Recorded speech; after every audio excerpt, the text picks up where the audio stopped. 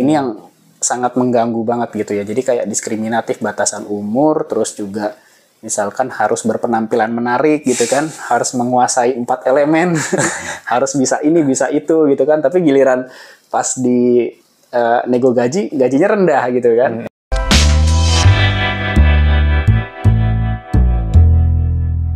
Halo Sobat Geolins, hari ini kita mau bahas soal cari kerja di Indonesia nih. Ini lanjut dari konten kemarin ya. 2025 nih tahunnya suram nih untuk kelas menengah ya. Nah, jadi ini hari ini tuh memang bahasannya tuh mungkin mewakili banyak orang gitu ya. Cari kerja di Indonesia tuh susah gitu ya. Nah, mungkin nanti akan ada beberapa insight gitu ya dari Zudi, dari saya sendiri itu ya. Nah, tapi pertama-tama gini Zud, insight dari lo ya. Kira-kira apa sih yang bikin susah itu cari kerja di Indonesia? Oke. Ini kalau kita based on konten yang sebelumnya terkait dengan kaum kelas menengah. Nah, berarti dari sini dulu ya kenapa susah.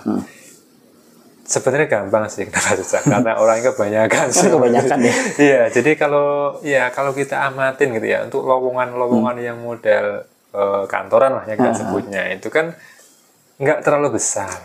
Tapi yang pertama nih, orang yang di PHK banyak. Lulusan setiap tahun. Bahkan setiap tahun ya, kadang ya setiap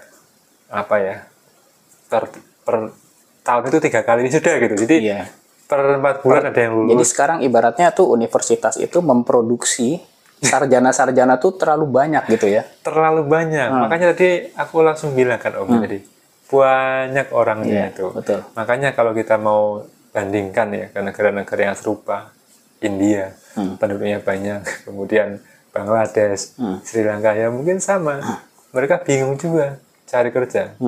Artinya apa? Artinya sebenarnya gini, dari sisi pemberi kerja yang punya company itu sebenarnya memang butuh gitu ya, butuh tenaga kerja. Tapi karena saking banyaknya itu kadang malah gini, oh ya sudah, aku ngambilnya aku kenal aja deh, biar nggak repot. Iya. Udah ngelamar capek-capek gitu kan. Yang kenal juga orang gitu. Yang diambil adalah orang dalam gitu atau orang referral gitu yang rekomendasi gitu.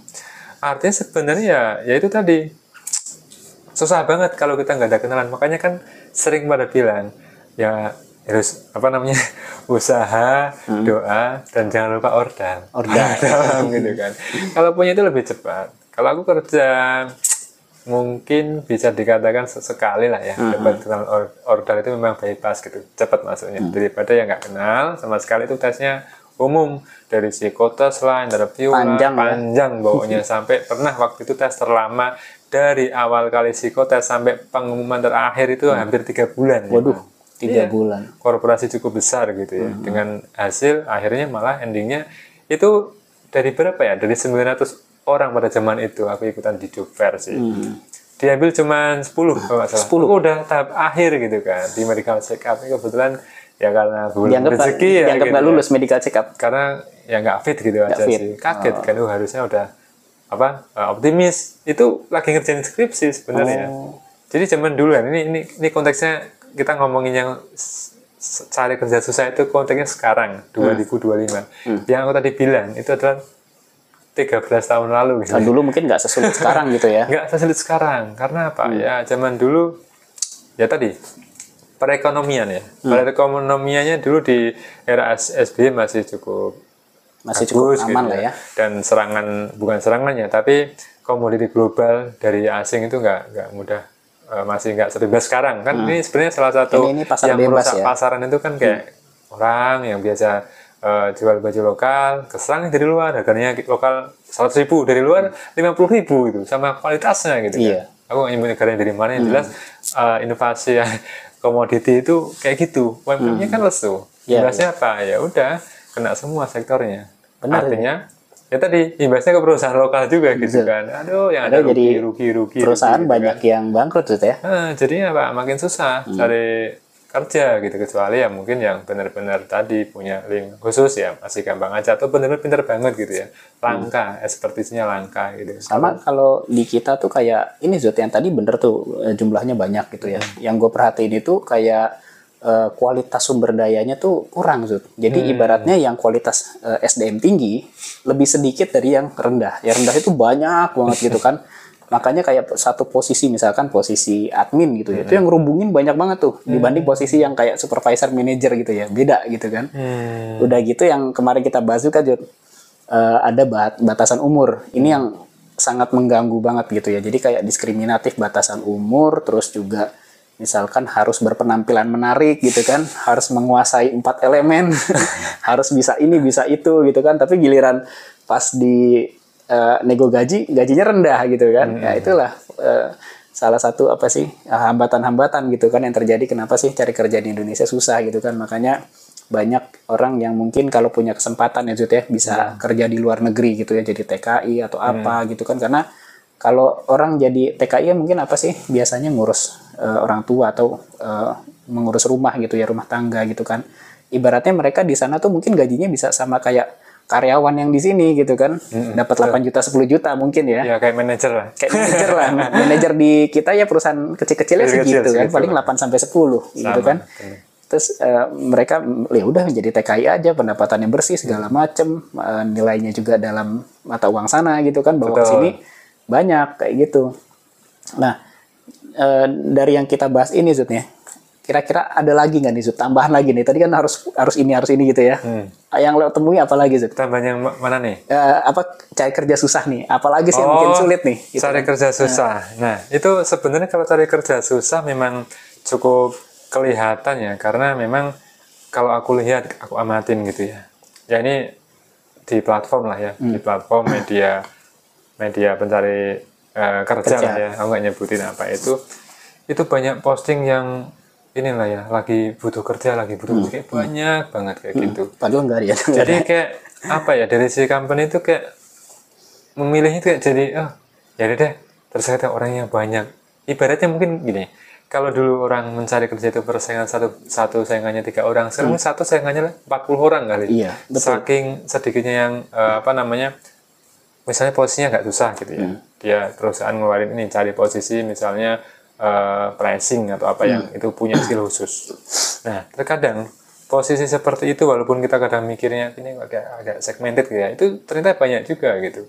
Padahal kan itu langka gitu ya. Orang wah aku ini banget nih, aku banget nih. Banyak juga kan berarti manusianya, orang-orangnya tuh memang bertambah banyak di Indonesia kan. Bertambah banyak. Lapangan kerjanya tidak bertambah. Iya, dan kalau tadi Om Menteri bilang skill-nya agak kurang. Sekarang itu banyak yang orang-orang tuh belajar secara online, kayak misalnya orang admin jadi di data analis, terus kemudian orang data analis jadi data engineer atau programmer kayak gitu. Bener-bener mereka juga kerja keras, tapi tadi ketika ya nggak ada yang aku kenal agak susah. Karena apa ya? Kadang udah buka lowongan gitu, dia dapat rekomendasi karena aku pernah gitu ya, mesti nggak dari satu perusahaan gitu kan. Banyak gitu, aku screening CV wah ini banyak gitu ya.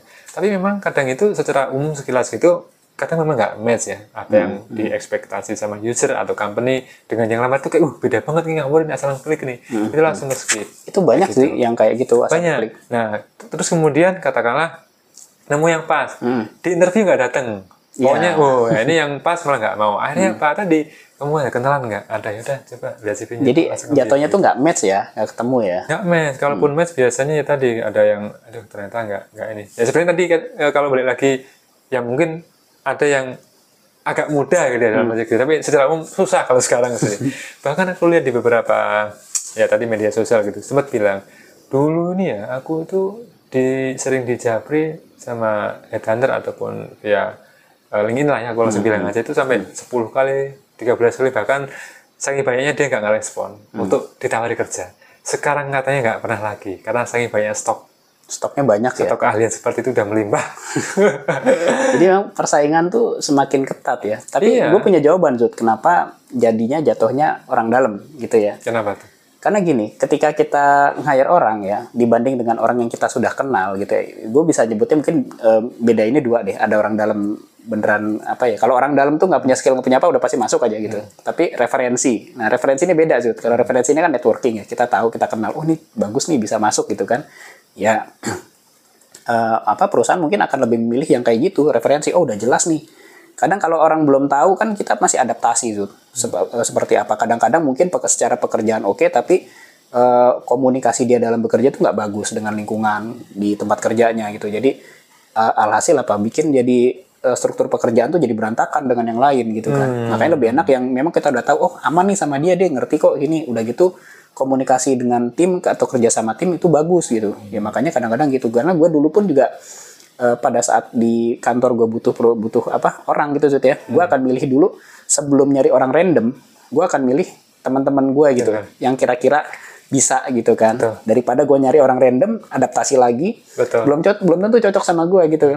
Nah itulah lain hal sama orang dalam yang gue bilang tadi ya, memang dia posisinya dipaksakan gitu ya, karena mungkin ponakannya bos, anaknya siapa gitu kan. Ya pokoknya lu harus masuk, ajarin, kalau nggak bisa ya ajarin gitu kan. Nah ini yang agak mengganggu sih, tapi kalau networking atau referensi itu lain sih. Oke aja. Nah sekarang gimana nih Zut? Tadi kan kita udah bahas orang dalam gitu kan, referensi, networking gitu ya. Nah dengan sulitnya cari kerja di Indonesia, apakah lebih baik jadi TKI Zut ya, atau kerja di luar negeri lah ya, ibaratnya seperti itu ya, apa aja gitu. Karena kan kalau kerja di sini tuntutannya banyak, syaratnya bejibun, gajinya nggak ada nih, gajinya kecil gitu kan. Kadang malah ada juga yang masih di bawah UMR gitu kan. Nah menurut lo gimana sih? Ya tadi ya, balik lagi kelas yang mana. Kalau misalnya kelasnya yang, mohon maaf ya, lulus SD, SMP, itu memang banyak sih yang akhirnya lari ke luar negeri. Dan itu pun juga siap mental. Artinya apa? Kerja di luar negeri itu jangan dibayangkan enak-enaknya. Ini ya, ini tak kasih tahu. Kalau misalnya pekerjaannya ya non formal gitu ya, kayak jadi asisten rumah tangga atau pembantu gitu, seandainya ketemu majikan yang galak, itu kan repot, nggak tahan, mau pulang gimana, kena denda loh. Mereka kan nggak ada kontraknya bayar, ya? tapi dipotong gajinya, potongan gaji mereka. Itu kan untuk yang kelas yang biasa kerja di katakanlah sektor non formal gitu ya, yang nggak masalah. Tapi nah ini kan kita tadi balik lagi ke temanya adalah orang yang di middle class. Apakah mau dia menurunkan bukan derajatnya tapi pekerjaannya dari biasa ngetik-ngetik terus kemudian jadi ibaratnya biasa di dalam gitu ya, di dalam kantor nih jadi di luar gitu ya. Itu kan juga agak kaget gitu ya. Dan yang kedua kan pasti gini, aku ada ijazah kok masa kerja kayak gitu. Ya walaupun banyak juga sebenarnya yang kalau temanku ada kok, ya ini lulusan S1 terus dia keluar karena nggak betah, gaji kecil, terus dia jadi TKI. Tapi TKI-nya bukan TKI yang ART ya, dia TKI di pabrik gitu yang ada itu penghasilannya gitu. Gede dong. Gede, jadi di Korea itu sekitar 25 juta. Oh lumayan. Dari yang sebelumnya 2 juta naik 10 kali lipat, lebih lah ya. Kalau kayak gitu sih buang gengsi ya. Iya, buang gengsi, tapi kan tadi ya masalah mental. Ya karena aku ketemu langsung gitu ya dengan temanku itu. Dia gimana secara mentality gimana? Emang terpaksa berat, karena kan berat. Iya, di pabrik loh, Om Menteri. Pabrik itu dia kayak robot kerja fisik gitu. Terus berat, ternyata nih, ini just info aja. Kerjaan kan berat, ada stres. Tapi yang bikin lebih berat lagi adalah perseteruan dengan rekan kerja. Jadi dia cerita pada waktu itu konflik sama orang Thailand atau orang Cina gitu ya. Sampai akhirnya dia ngajak berkelahi beneran. Jadi dia bilang gini, kita di sini sama-sama kerja ya. Kamu dari negaramu, bukan orang sini, aku pun dari negara. Ayo kalau mau kita duel aja deh. Yuk ngajakin gitu, saking pegelnya. Ya karena kalau nggak itu dibully terus ditindas kan, nggak enak rasanya. Itu hal-hal kayak gitu yang kadang nggak ke-capture. Orang bilang, enak di Korea, di Jepang. Tapi kan kerjanya ya mohon maaf agak kasar gitu. Iya, kecuali yang tadi kayak remote gitu kan, orang IT, kemudian engineer yang memang ya posisinya memang beda gitu. Artinya tadi kalau misalnya kelas menengah mau siap turun pangkat, ya siap kan jadi buruh seperti itu. Nah, tapi kalau misalnya dia punya skill, dia bisa kerja dengan white collar gitu ya, ya itu bagus gitu, tapi nggak mudah gitu kan. Berarti yang bagus itu kalau misalkan di luar negeri, tapi bukan menurunkan ini ya level ya, tapi dia tetap misalkan di sini manajer gitu kan, dia keluar negeri jadi manajer juga. Nah gitu. Itu kan itu beda. Ya jadi kayak misalnya kemarin aku temu sama temenku di sini ya, dia kerja di Pertamina gitu, terus dia, loh keluar mas kemana? Aku Korea, perusahaan minyak Korea, kan sama-sama keren gitu kan. Tapi kamu di sini aku jadi guru terus keluar. Aku mending jadi TKI aja deh, kerja di pabrik, dari gajinya 600.000 jadi 20 juta, berapa kali lipat gitu kan. Tapi ya karena mungkin kadang orang berpikir seperti ya ngapain buang-buang waktu di sini, uang nggak ada gitu. Ada seperti itu, dia kerja keras, nabung, nah nanti dia buat investasi, beli tanah lah, beli rumah lah, bangun kontrakan lah. Tapi kalau di sini ya gajinya segitu aja ya cukup untuk gitu-gitu aja. Tapi balik lagi, itu tergantung dari masing-masing individu. Iya. Ada yang orang itu memang gini Om Henry, dia merasa kecukupan dengan segitu ada. Mungkin kita bilang loh, kerja kayak gitu gimana ya kok nggak growth. Ya bagi sebagian orang ya itu kayak gitu, dia menyukai hal seperti itu. Tapi bagi orang yang mikirnya mungkin terlalu panjang gitu, nanti anakku gimana, aku beli rumah gimana, nah itulah yang melatar belakanginya. Berarti aku harus ngumpulin sekian, kan beda-beda sih. Iya, Tapi beda-beda tujuannya sih ya. tapi kalau balik lagi nih ya terkait dengan susahnya cari kerja di Indonesia, ya memang sekarang susah gitu. susah. Kalau mau keluar negeri, ya kalau mau ya katakanlah tadi kan kelas menengah ya, kalau mau turun jadi ART atau apapun itu ya siap apa enggak Ya, siap mental ya gitu ya. Ya ibaratnya gue terus terang sih, gue kalau misalkan disuruh begitu ya, mungkin gue secara pekerjaan gue akan mengerjakan gitu, tapi secara mental nih berontak nih, hati nih berontak gitu, karena aku nggak di sini harusnya bukan gue itu kerja gitu kan, untuk kerjaan fisik gitu ya, walaupun dapat uangnya banyak, tapi pasti yang akan kita dapatkan ya stres nanti akhirnya gitu kan. Tapi balik lagi tujuan orang kan beda-beda. Betul. Gitu kan. Tapi sebenarnya nih ya Om Hendri, ini just info kalau aku kan pernah menjalani itu dulunya kantoran, keluar negeri kerja jadi buruh. Nah itu secara mentality gimana rasanya? Mentalitinya waktu itu agak kaget. Aku harusnya nggak di sini. Biasa di kantor begini kan, tiba-tiba betul di lapangan. Ya. Tapi akhirnya itu akan hilang setelah 3-4 bulan. Terbiasa dengan seperti itu. Jadi ya tadi balik lagi ke masing-masing individunya. Karena aku mikir ketika itu daripada nggak kerja, nggak ada uang, ya udah kerja aja apa yang ada gitu. Karena kalau melamar yang posisi kantoran pun di luar negeri agak susah gitu kan. Jadi jadi buruh aja nggak masalah. Toh bisa nabung, bisa dapat uang. Dan nanti kalau misalnya balik ke Indonesia, ya kerja lagi yang formal gitu kan di kantoran gitu. Akhirnya apa ya benar. Setelah kembali ke Indonesia ya alhamdulillah kan aku kerja lagi di kantoran seperti sekarang gitu. Balik lagi ya. Balik lagi gitu. Kantor lagi ya. Ya tapi itu tadi ya teman-teman, jadi harus siap mental segala macam. Jadi apapun itu sebenarnya ada plus minusnya ya. Ya sekarang kondisi lagi kurang baik ya di Indonesia, nyari kerjanya susah gitu, mungkin persaingannya banyak.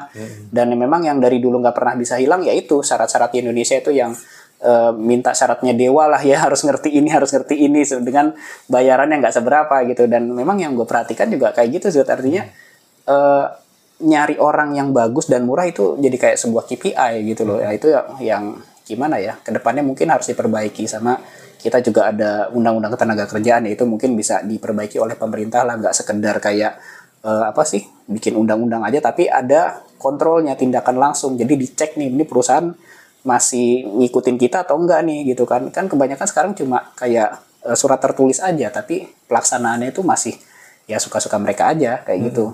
Ya kalau kedepannya kita udah bisa lebih rapi, lebih bagus lagi ya, mungkin nanti lapangan kerja jadi lebih terbuka luas lagi gitu ya. Mudah-mudahan ekonomi segera membaik, banyak perusahaan-perusahaan baru tumbuh gitu ya, menyerap tenaga kerja. Jadi kita nggak kayak sekarang nih, kayak kemarin job fair gitu kan, job fair yang membeludak seperti itu ya. Jadi gimana ya, miris sih lihatnya gitu ya. Ya mudah-mudahan kalau dari gue sih berharap akan jadi lebih baik lah gitu. Kalau dari lo gimana Zud ke depannya Zud? Aku pernah baca artikel. Gimana nih? Indonesia mulai agak membaik di tahun 2027 dan mulai stabil di tahun 2032. Waduh, masih lama banget ini. Tapi artikel itu artikel yang ya istilahnya masih opini juga gitu sih Om Hendri. Ya tapi kalau kita ngelihat dengan kondisi saat ini sih ya mungkin terjadi. Artinya tahun depan juga belum tentu membaik. Kalau kita lihat di artikel itu di tahun 2027 mulai agak membaik gitu. Ya itulah teman-teman ya. Jadi apa yang kita dapatkan sekarang mungkin disyukuri aja dulu ya, yang lagi stres di dalam pekerjaan atau sebagaimana yang kita dapatkan ya sudahlah, jalani dulu gitu ya. Mudah-mudahan kita bisa dapat tempat kerja yang sesuai dengan keinginan kita dan ya, ibaratnya bisa work life balance lah gitu ya. Jadi kerja liburan semuanya kita bisa balance kayak gitu ya. Nah sesi kita mungkin sampai ini aja dulu Jut ya. Gitu. Dari kepanjangan nih teman-teman ya. Suara saya habis nih. Ya, nanti kita di sesi berikutnya pasti akan ada lagi isu-isu yang akan kita angkat lagi ya. Jadi kita lebih kayak mau menyuarakan nih suara-suara rakyat gitu ya. Mewakili teman-teman semua. Ya, mudah-mudahan dari channel kita ini bisa memberi dampak yang positif ya. Jadi bisa menginspirasi juga. Nah, bagi teman-teman yang punya pendapat ataupun komentar, jangan lupa silakan tulis di kolom komentar ya, dan selalu dukung kita untuk di like, subscribe, dan share video kita supaya edukasi kita atau apa yang kita sampaikan semakin meluas. Thank you semuanya. Dadah.